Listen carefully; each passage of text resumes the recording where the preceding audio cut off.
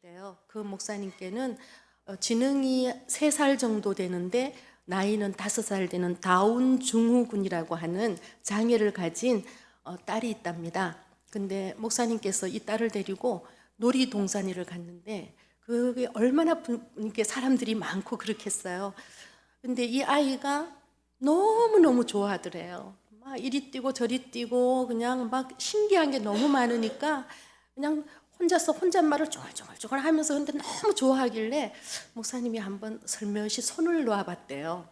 손을 이렇게 놓고서는 얘가 어떻게 하나 하고서는 이제 뒤에서 따라가면서 보고 있는데 아이가 혼잣말을 하면서 생긴 것도 이제 정상이 나고 조금 다르기 때문에 이렇게 막 뛰어다니고 있으니까 주변에 있는 사람들이 쟤는 지금 뭐 하는 건가 하고 의아한 그런 눈길로 이제 보고, 근데 이제 목사님 마음에 걔가 한참을 아빠 손을 놓치고 가고 있다는 거를 의식을 못하고 다니더래요. 그래서 처음에는 막 서운하더래요. 화도 나고. 제가 저러다가 아빠를 잃어버리면 어떡하려고 저렇게 정신없이 저렇게 갈까 화가 났는데 어느 순간 마음에 탁 드는 생각이, 그래, 내가 제 손을 안 놓으면 되지. 내가 제 손을 붙들면 되지. 제가 내 손을 놓을지라도 내가 저 아이의 손을 붙잡고 가면 되지 하는 그 마음이 순간적으로 들더랍니다. 이 말씀을 하시면서 하나님의 마음을 생각하셨대요. 하나님이 꼭 그런 마음이 아니실까요? 우리가 잡은 하나님의 손을 놓칠지라도 하나님은 우리 손을 붙잡고 가신다. 거기에다 덧붙여서 하나님께서는 뭐라고 말씀하시냐면 내가 잡은 내 자녀를 누구도 뺏어가지 않도록 내가 지키고 보호하겠다고 약속하시거든요. 그것이 성경 말씀에 요한복음 10장 28절에 이렇게 나와 있습니다. 내가 그들에게 영생을 주노니 영원히 멸망하지 아니할 것이요 또 그들을 내 손에서 빼앗을 자가 없느니라 하고 기록되어 있습니다. 누구도 빼앗아갈 수 없도록 하나님께서 지키시고 보호하신다고 말씀하십니다. 지난 세월을 돌이켜 보니까요, 저는 주로 말 잘 알아듣지 못하는 사람들하고 상대로 제가 오랫동안 사역을 했더라고요. 전임지에서는 한 6년 동안 영아부를 또 맡았습니다. 영아부는 그야말로 3살까지 이제 아이들이잖아요. 근데 부모님들하고 같이 이제 예배를 드리는데 사실 뭐 아이들한테 말씀을 전하는 것보다는 부모 교육이라고 하는 게 맞을 거예요. 부모님들이 듣고 집에 가서 애들하고 같이 나눌 수 있도록 그렇게 이제 인도를 했고, 또 이제 이 참사랑 교회에 와가지고는 유아 유치부를 맡고 있습니다. 그리고 토요일 날은 참사랑 마중물을 맡고 있습니다. 이 세 곳의 공통점이 뭘까요? 심히 어렵다는 것입니다. 말귀를 못 알아들어요. 내가 말하면 따라해요. 그야말로 어떤 때는 예배 자리가 얼마나 정말 어수선한지 정신이 하나도 없어요. 근데 우리 마중물에 있는 아이들 중에요, 세희라는 아이는 뭐라고 얘기하냐면, 세희야, 세희 몇 살이야? 그러면 5살. 이 아이 나이가 24살입니다. 근데 자기 나이가 5살이래요. 근데 지원이란 애는, 지원이는 몇 살이야? 그러면은 몰라. 자기 나이도 몰라요. 그러면 그냥 웃습니다. 세희 나이가 5살이구나. 그렇구나. 이렇게 얘기를 해줍니다. 정말 우리 아이들하고 예배를 드리면은 늘 그냥 제 부족함이 늘 그냥 어떻게 하면은 쉽고 간결하게 또 짧고 강력하게 이 메시지를 아이들한테 심어줘야 되나, 늘 제 부족함이 있어서 그냥 엎드립니다. 그런데 이 시간도 여전히 어렵습니다. 왜냐하면 오랫동안 그렇게 훈련되어져 왔기 때문에 이 자리에 서서 또 우리 성도님들한테 말씀 전하는 거는 더 어려운 것 같습니다. 그렇지만 제가 내가 믿는 하나님은 저에게 주신 은사 그 이상을 요구하시는 분이 아니라는 걸 제가 믿기 때문에 담대함으로 오늘 이 자리에서 말씀 앞으로 나아갑니다. 예수님의 고난을 묵상하는 고난 기간에 왜 창세기 본문을 택했을까?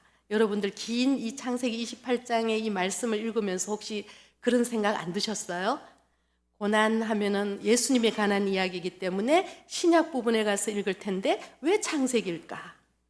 그런 생각 안 하셨는지 모르겠습니다. 그런데 저는 새해 들어서 우리 유치부 아이들에게 계속해서 구원의 시작에 대해서 말씀을 나누고 있거든요.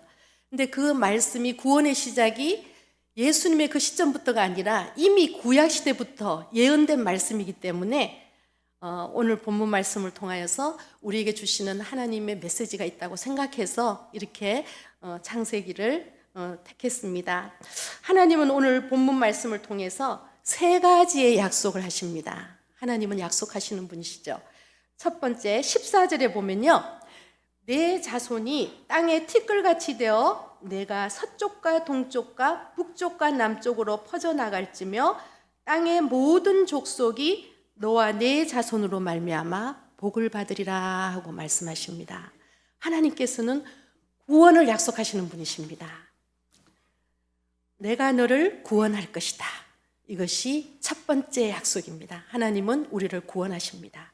그리고 15절 말씀을 보시면요, 내가 너와 함께 있어 내가 어디로 가든지 너를 지키며 너를 이끌어 이 땅으로 돌아오게 할지라. 내가 내게 허락한 것을 다 이루기까지 너를 떠나지 아니하리라 하신지라. 하나님께서는 당신께서 허락한 것들이 이룰 때까지 하나님께서 지키시고 보호하시겠다고 말씀하십니다. 두 번째 약속은 함께 하시겠다. 세 번째 약속은 너를 지켜줄 것이다. 첫 번째 구원, 함께 할 것이다, 지킬 것이다. 이렇게 약속하셨습니다. 그러면 하나님의 그 약속이 어떻게 성취됐을까요? 우리가 지금 이 자리에서 하나님을 예배하는 것 이 자체가 이미 하나님의 약속이 성취된 것입니다. 네. 오늘 본문 말씀의 상황은 이렇습니다. 먼저 마태복음을 한번 찾아보겠습니다. 마태복음 1장 1절을 함께 읽어보겠습니다. 함께 읽어보시겠습니다. 아브라함과 다윗의 자손 예수 그리스도의 계보라. 아멘. 창세기 1장에는 여성이 총 4명이 등장합니다. 성육신하신 예수 그리스도의 모친 마리아와 다말, 라합, 밧세바, 이렇게 4명의 여성이 등장하는데요. 다말이 누군지는 아시죠? 유다의 며느리입니다. 그리고 라합은 누굽니까? 기생이죠. 그리고 밧세바는 누구입니까? 다윗의 충성스러운 부하 우리아의 아내 밧세바입니다. 성경 디모데후서 3장 16절에는 모든 성경은 하나님의 감동으로 된 것으로서 교훈과 책망과 바르게 함과 의로 교육하기에 유익하다고 기록되어 있습니다. 왜 성경에서 부끄럽고 수치스럽고 정말 말로 표현하기도 민망스러운 이 말씀들을 성경은 기록하고 있을까요? 예수 그리스도의 계보라고 하면서 왜 부끄러운 인간의 역사를 기록하고 있을까요? 그것은 예수 그리스도만이 구세주시요 예수 그리스도만이 주인공이라는 것입니다. 이 성경에 나오는 모든 말씀, 그 이름 가운데에서 예수 그리스도만이 주연이시라는 것입니다. 자, 야곱하면 여러분들 무엇이 떠오르십니까? 이스라엘의 12족장의 아버지죠. 근데 그에게도 부끄러운 과거의 이력이 있습니다. 여러분들 창세기 25장 19절에서 23절 말씀을 함께 읽어보기를 원합니다. 창세기 25장 19절에서 23절 말씀입니다.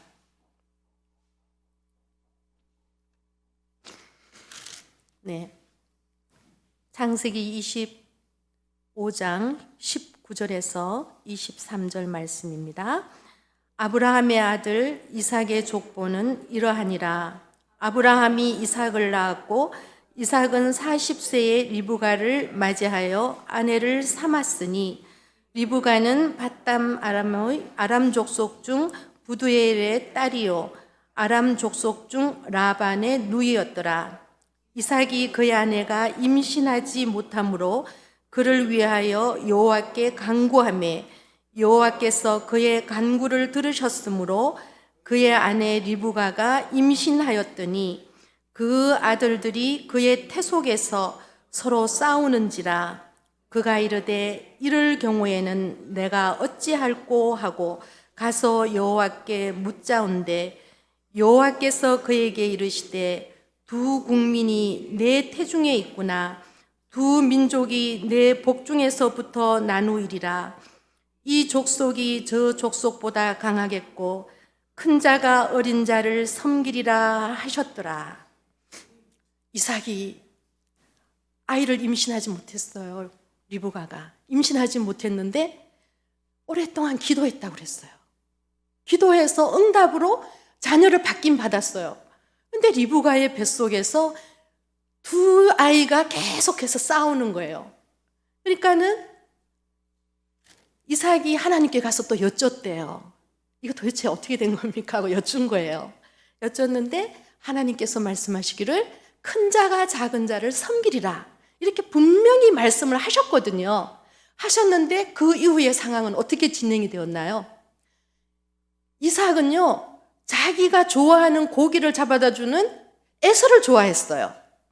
그리고 리브가는 집안에서 자기를 도와주고 살림할 때 엄마 옆에서 잔심부름 해주는 야곱을 좋아한 거예요. 그러니까 네 편 내 편을 가른 거예요.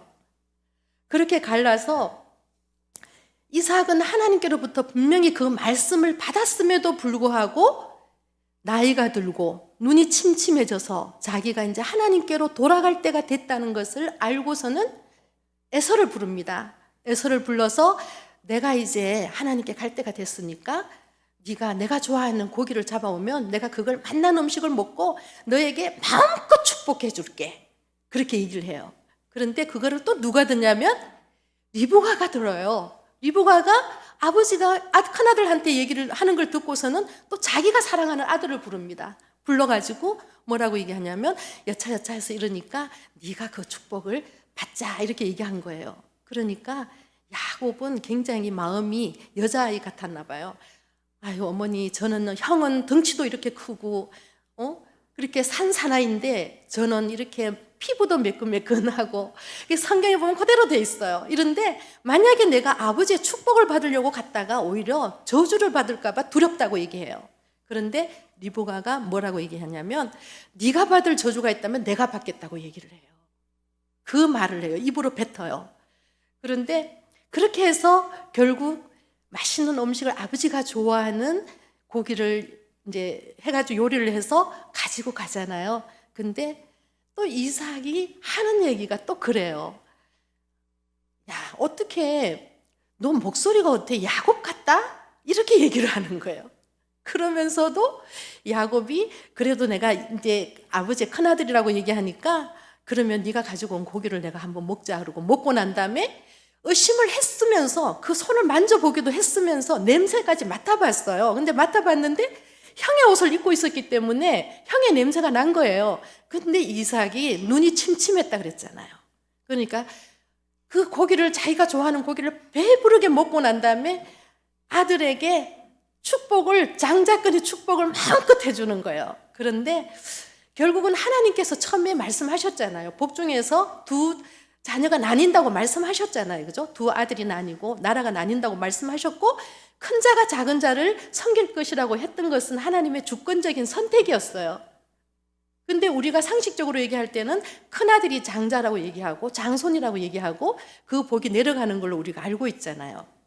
그런데 결국은 이 상황 가운데에서 하나님께서 받을 축복을 야곱에게 하나님께서 주권적으로 선택했던 야곱에게 결국은 제대로 돌아간 것이죠. 그렇지만 이 이삭과 리브가는 결국은 나중에 리브가의 죽음에 대한 기사는 성경에 없습니다. 리브가가 언제 어떻게 죽었는지에 대한 기사가 전혀 없어요. 없는데 아주 재밌는 것은 리브가의 유모가 죽은 거는 기사가 나와 있습니다. 그 말씀이 창세기 35장에 보면 나와 있습니다. 저는 이 말씀을 읽다가 눈이 번쩍 뜨였어요. 왜 이제까지 언급이 없던 리브가의 유모의 죽음의 기사를 여기에 기록을 했을까? 어떻게 생각하세요? 하나님께서는 리브가가 한 말에 대해서 책임을 지게 하신 거예요. 네가 받을 저주가 있으면 내가 대신 받겠다. 그거 얼마나 무서운 말이에요. 내가 입 밖으로 그 말을 뱉었을 때 하나님은 그것을 그대로 갚아주신 거예요. 그래서 리브가에 대한 기사는 그 이후에 전혀 없습니다. 우리는 하나님 하면 여러분들은 어떻게 생각하세요? 저는 항상 우리 어릴 때부터 이제 들었던 것이 좋으신 하나님, 참 좋으신 하나님, 그렇게 생각하잖아요. 그런데 성경에서 하시는 말씀은 뭐냐면 하나님이 좋으신 하나님은 맞아요. 그런데 네 꼬라지를 알아는 거예요. 너희들이 네 속에 있는 것들이 뭔지를 보라는 거예요. 우리의 죄인된 모습, 우리 어찌할 수 없는 죄성을 가지고 살아가는 우리의 모양을 보라는 거예요. 그래서 성경에는 전혀 가감하지 않고 일어났던 모든 일들을 그대로 기록을 하시면서 리브가에 대해서 그렇게 말씀하시는 거예요. 그리고 리브가는 그 야곱을 얼마나 편애를 했어요. 야곱에 대해서 자기를 도와주고 자기가 자기를 닮았고 하여튼 자기에 대해서 이기적인 어긋난 사랑이죠. 그런데 결국은 그 사랑하는 아들을 얼굴을 보지 못합니다. 죽을 때도 보지 못하고요. 결국은 그 저주를 자기가 다 받는 거예요. 그리고 난 다음에 오늘 본문 말씀이 그렇습니다. 야곱이 이제 그 엄마가 그렇게 함으로 인해 가지고 형이 얘기를 하잖아요. 이제 야곱이 자기 대신에 그 장자의 복을 받았다는 것을 알고서는 아버지에게 가서 강청을 하지만 아버지가 너에게 줄 복은 없다고 얘기를 해요. 그렇게 했을 때 이삭의 마음, 아니 에서의 마음 속에 그런 마음이 있는 거예요. 내가 이제 아버지가 하나님께 돌아갈 때가 됐으니까 이제 형이 아버지가 돌아가시고 나면 내가 동생을 죽이겠다. 그런 혼잣말을 해요. 근데 그 말 자체도 또 리브가가 들어요.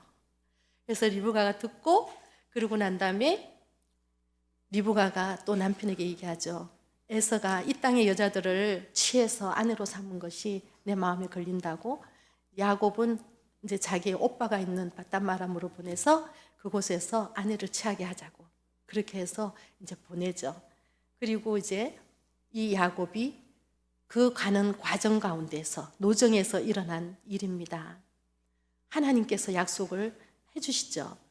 야곱이 결국은 어떻게 보면은 사기를 친 거나 마찬가지잖아요. 형에게 팥죽 한 그릇으로 장작권을 산 것도 물론이고 또 아버지를 속여서 그 축복을 받은 것도 마찬가지고 그런 그 자기의 그 연약함을 가지고 있으면서 그가 얼마나 비참했을까요?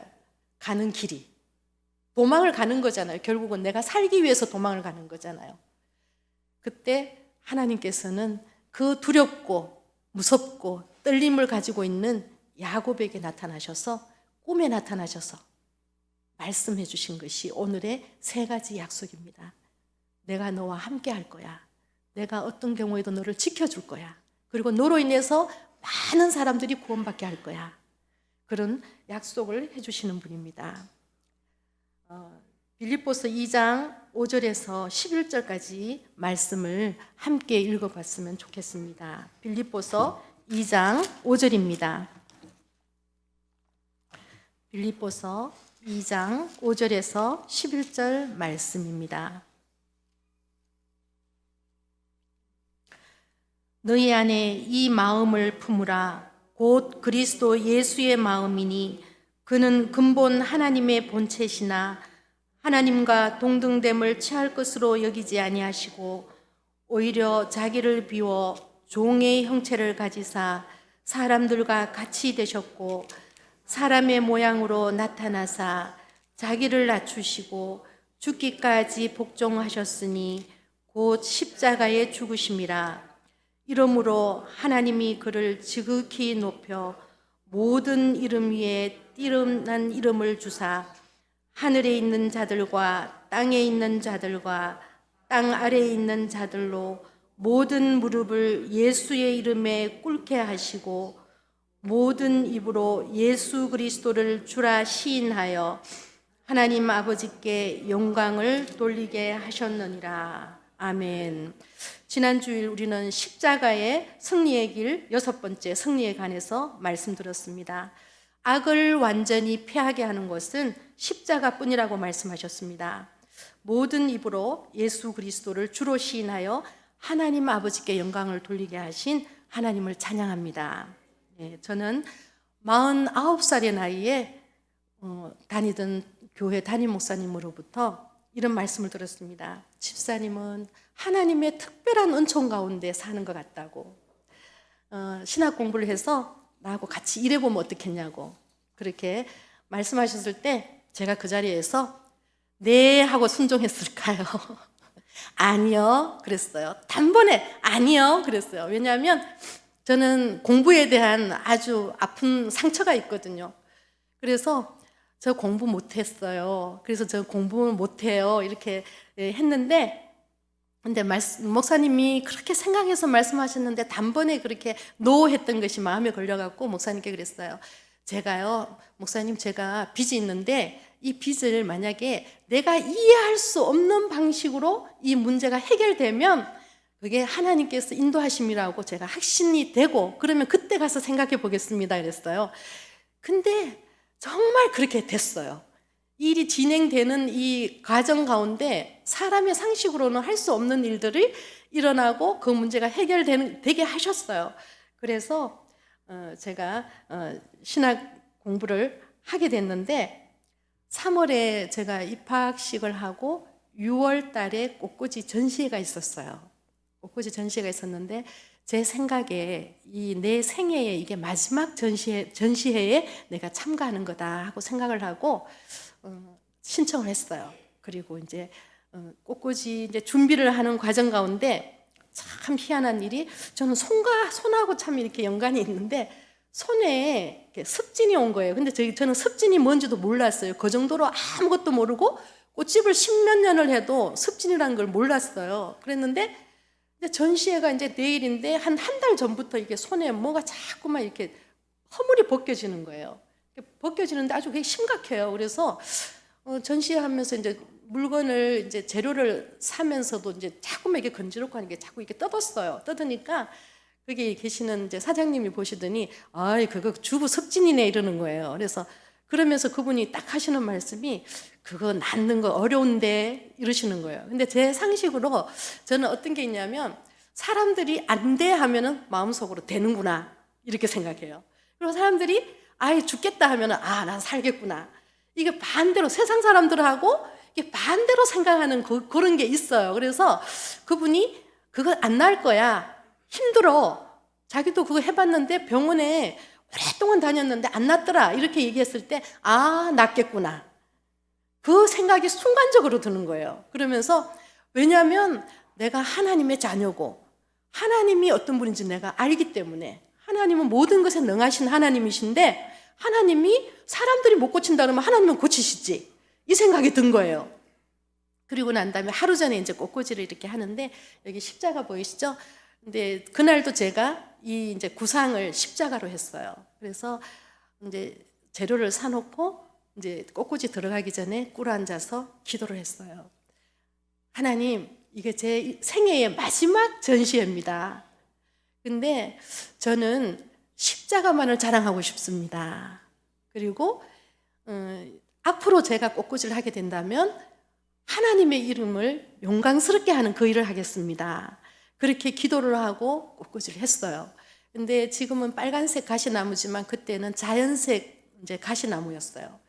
이제 저 가시가 굉장히 아파요. 억세고. 그래서 십자가를 만들고 그 하는 이제 과정 가운데 손에 가시가 찔려갖고 피도 나고 아프고 막 이런 상황 가운데서 십자가를 세우고 그리고 예수 그리스도의 그 십자가에서 생명의 말씀이 흘러서 밑으로 이렇게 흘러내리면서 그 밑에 있는 만물이 살아나는 그런 과정을 제가 이제 연출을 한 거예요.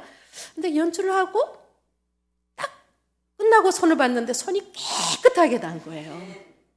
손에 그토록 허물이 막 벗겨지고 좀 전까지만 해도 이거 벗기고 앉아 있었던 사람이 십자가를 꽂고 난 다음에 손을 보니까요, 진짜 어린아이 살같이 말갛게 깨끗하게 된 거예요. 저는 그때 십자가의 그 능력을 맛봤습니다. 하나님은 그런 분이세요. 우리가 정말 하나님을 전적으로 믿고 의지하면 하나님은 반드시 당신의 그 권능을 우리에게 보여주시는 분입니다. 우리가 자랑할 것은 십자가뿐입니다. 나의 죄 때문에 저 골고다 언덕에 높이 들리신 그 십자가를 우리가 자랑할 때, 그때 우리는 그리스도와 함께 승리를 얻게 될 것입니다. 제가 꽃을 꽂을 때 어떤 마음으로 꽂을까요? 물건을 팔기 위한 상품으로 만들까요? 아니에요. 작품으로 꽂아요. 작품으로 꽂아요. 우리 아이들 찬양 가운데 걸작품이라는 찬양인 가사가 있습니다. 흙으로 빚어서 생기를 불어넣어 살아 숨쉬는 사람을 만드셨죠. 나는 걸작품, 하나님의 최고의 작품. 너도 걸작품, 하나님 최고의 작품. 하나님이 우리를 작품으로 만드셨는데 그것도 걸작품으로 만드셨대요. 근데 당신의 그 작품에 손대는 거 누가 좋아하실까요? 하나님 안 좋아하세요. 흠집 내는 거 안 좋아하세요. 하나님의 백성을 반드시 지키시고요, 하나님의 백성을 반드시 구원하시는 분이 우리 하나님이세요. 우리 모두는 하나님의 걸작품입니다. 믿습니까? 네, 우리는 하나님의 걸작품, 그냥 작품 아니에요. 최고의 작품, 걸작품입니다. 지난 주일 있었던 이야기를 잠깐 나누면서 설교 말씀을 마무리할 텐데요. 지난 주일 오후에 3040 그 모임이 저 유치부실에서 있었어요. 근데 제가 그 모임이 시작된다 그랬을 때 제가 그랬잖아요. 저는 아이들 담당이라고.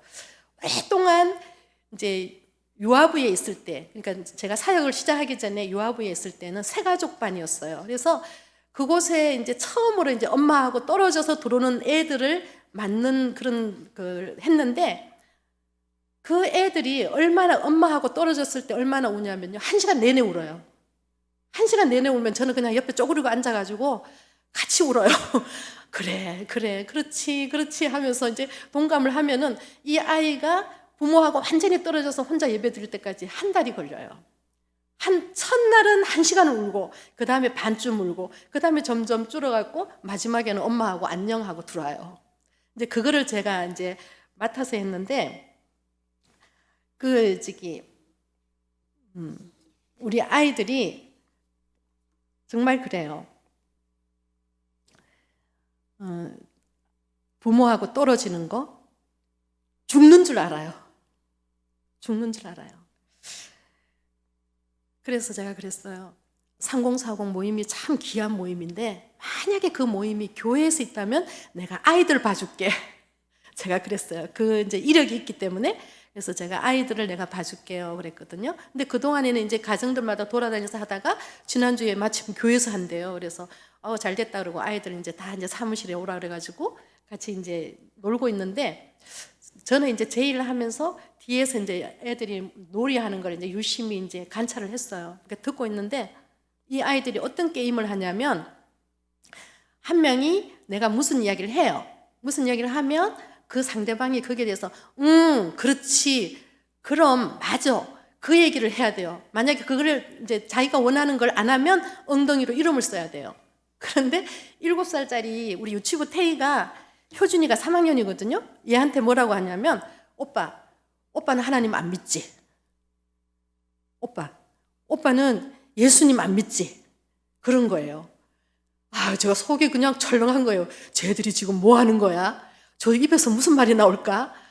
그냥 가슴이 철렁해가지고 저런 놀이는 안 했으면 좋겠다, 막 이런 마음이 막 드는데, 효준이가 뭐라 그러냐면 잠깐 침묵하더니 엉덩이로 이름 쓸게 이러는 거예요.